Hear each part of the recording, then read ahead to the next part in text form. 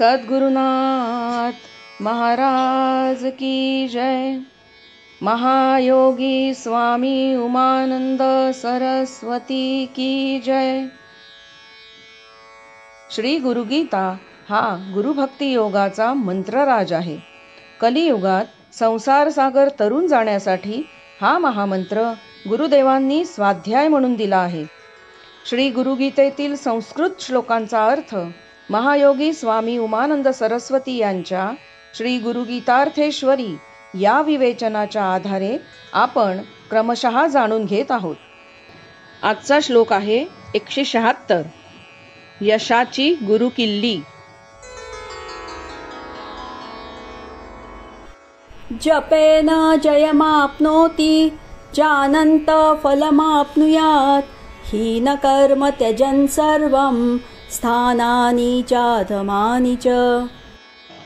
ह्या गुरुगीतेचा जप करण्याने माणूस विजयी होतो व अनंत फलप्राप्ती करून घेतो.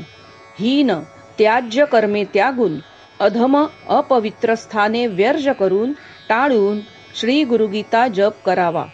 यशस्वी जीवनाची गुरुकिल्ली म्हणजे श्री गुरुगीता जप होय.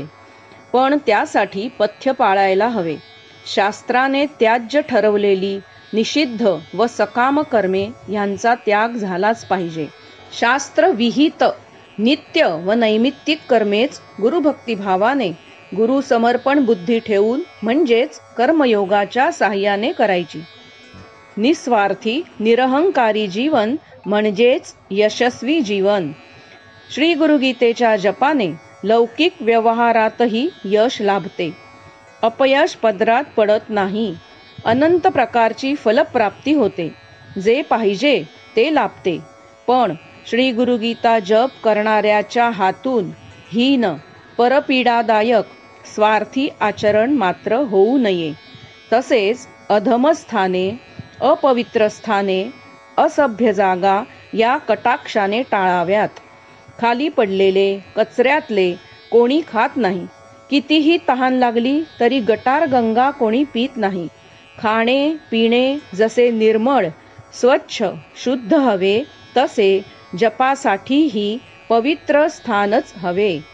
वाटेल तेथे चवाट्यावर सार्वजनिक रहदारीच्या ठिकाणी श्री गुरुगीता जप करू नये.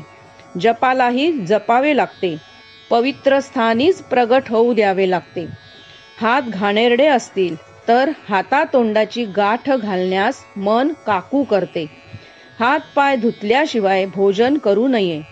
तद्वतच हाताने हीन नीच कर्म होणार नाही ह्याची दक्षता श्री गुरुगीता जपणाऱ्याने घ्यायला पाहिजे.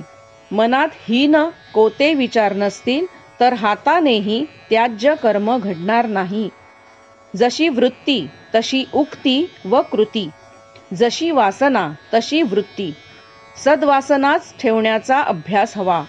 असे निर्मळ मन व पवित्र आचरण म्हणजेच पवित्र स्थान. मग श्री गुरुगीता जप सफल होतो. सद्गुरुनाथ महाराज की जय.